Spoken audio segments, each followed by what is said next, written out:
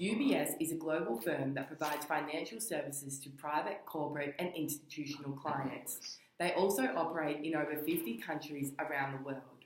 UBS has been operating for over 150 years, which demonstrates the firm's establishment in the evolution of the modern global banking sector and the part they have played within the Swiss banking tradition. Due to the size and nature of UBS, we have decided to focus our investigation on London's investing banking unit. The case of Kui Adeboli is one particular case that started out as accounting failure and led to the failure of the corporate governance and auditing of UBS. Adeboli executed this by concealing the risk of his trades by using forward settling exchange-traded funds cash positions. Exchange-traded funds, also known as ETF transactions, involve tracking an index and are quoted on the ASX. They are traded like shares and provide investors with the flexibility to buy and sell units on the securities exchange throughout the day.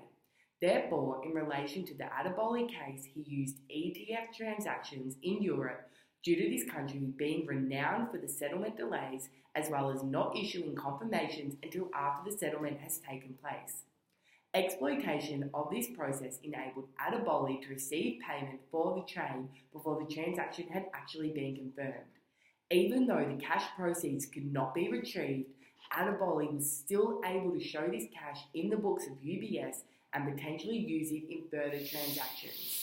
In regards to the corporate governance failure, UBS was found to have serious weaknesses in internal controls of its investment banking unit. Such failures allowed Kweku Adeboli, a former trader of the bank, to be convicted of fraud after conducting unauthorised trades and listing fictitious transactions. British and Swiss regulators have reports how UBS failed to manage the risks of its London-based traders. One of the reports, for example, was that there were a number of shortcomings in the way the bank had audited its employees' activities, including the lack of supervision from top managers, which in turn enabled Adeboli to hire the fictitious trades he used to disguise his risk exposure for an extended period of time. Further to this, part of the information that flows from the risk management subsystem was not being fed to the supervisory portal until much later on. Therefore, Adeboli's activities would have been prevented and detected earlier if the UBS had more stringent risk management in place in its London operations. It was stated by the interim CEO of UBS that the computer system had detected unauthorized trading activities of Adeboli beforehand and it had issued a warning, but the bank subsequently failed to act on the warning. Therefore, when this trading activity was originally detected, UBS should have reviewed their transaction level controls concerning the sale process, which should have involved a committee assessing these activities. This in turn affected the occurrence and the accuracy assertions of the company, as the auditor should have searched for evidence to ensure verification of the ETF transactions, as well as confirming the transactions had been recorded at the appropriate amounts.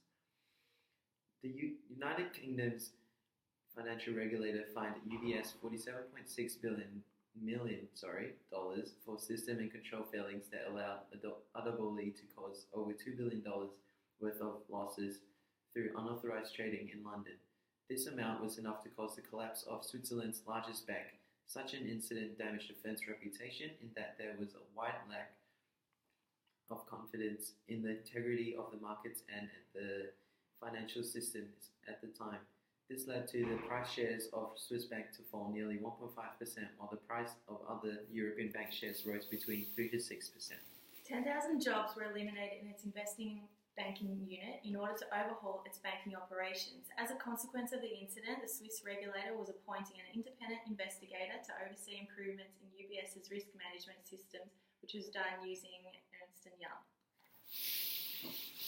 Despite its controversies, UBS to this day still remains the biggest bank in Switzerland, operating in more than 50 countries and employing 60,000 people in its organisation. Having said that, the need for better internal controls is required if it is to prevent any more controversies that would result in the loss of large sums of money. Any future auditing of UBS should learn from the past mistakes such as the failure to notice Adeboli's actions that resulted in crippling UBS financially and damaging its reputation. Failures of this type in the firms of the size and standing of UBS seek to demonstrate that even the most successfully managed companies will eventually face errors in handling internal controls. Perhaps Perhaps the introduction of a different auditing test would have prevented Adeboli's actions going unnoticed. It is imperative that internal controls be up to date, effective and efficient to ensure that fraud won't go unnoticed and will be prevented.